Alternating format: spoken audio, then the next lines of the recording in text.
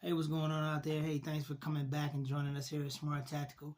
The last time we talked, I don't know if you remember or not, we were having problems with our Canik TP9SA, and it kind of looked like this.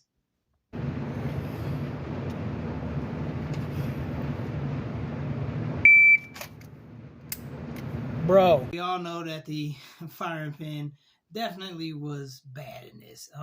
So the good news is, and in the previous video, I also stated that Canik, I reached out to them, and Century Arms contacted me and said, hey, we're going to be doing you a favor, Solid. We're going to send you a new firing pin. And today we got in our new firing pin. So we're going to do a tad bit unboxing, and hopefully I can tear this open.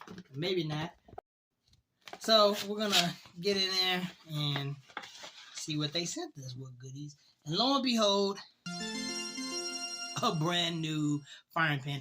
Not only a brand new firing pin, this is going to make the assembly much easier because the spring has already been pressed down. So this is just going to be pretty much drop in. We're going to get to this right now. All right, so prior to us breaking this weapon system down so that we can put in a new firing pin, we're going to make sure that it's in safe condition.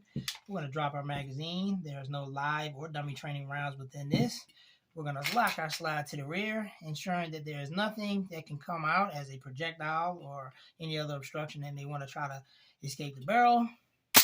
Let that slide forward, and we're going to speed up the process of breaking down just like this.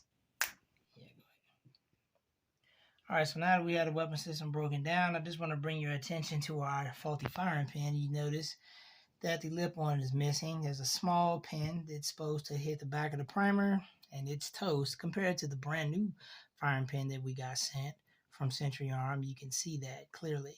So I don't know if this is something from a manufacturer's default or something, or defect, but we're going to be out with the old, and we're going to be in with the new. So let's take that old one out of there. And the first thing we want to do is we want to insert our firing pin into the back of the slide. Now, you want to make sure that the decocking mechanism is kind of pushed up on those springs so that it allows you to slide this in.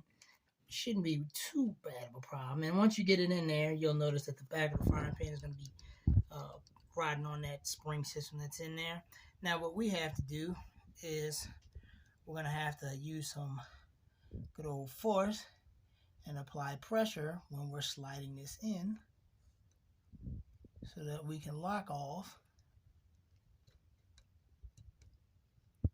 that pin. And it's a little bit harder than what you expect, but we're going to go ahead and make that happen. So once we lock that in there, we see that our firing pin is now inserted, and I can actually see it into the rear of the receiver. So I know that when I go ahead and activate my striker fire mechanism, that should be able to get the hit the primer on the back of the round and cause it to fire like we were having those misfires. We'll go ahead and we'll load our barrel back in, place our spring in, and from here we're just gonna place our slide back on.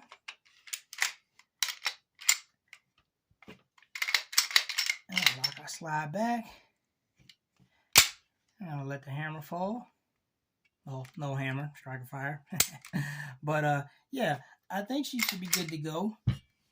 So what we're gonna have to do is we're gonna have to run some rounds through this, take it to the range, run some rounds, cycle it, see how she feels, see how it handles, and hopefully everything is good.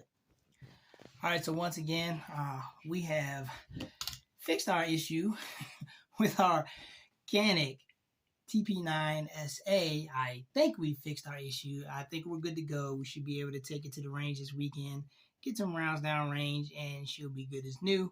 I want to give a shout out to Canik for honoring the warranty on this. Like I said, this is a 5-year weapon system with limited rounds. They had no issue sending out a brand new firing pin. Also, Century Arms for supplying the parts. So give you guys a shout out there in Vermont for supplying that new firing pin to get me and my weapon system back on the range.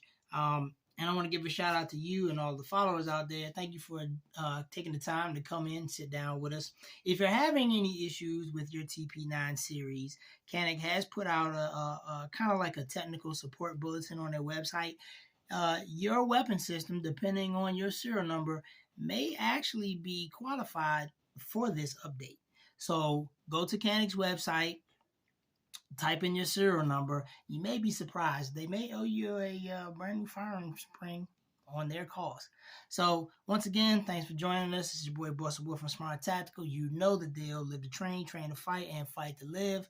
Do something today that makes yourself better than what happened yesterday. Take care.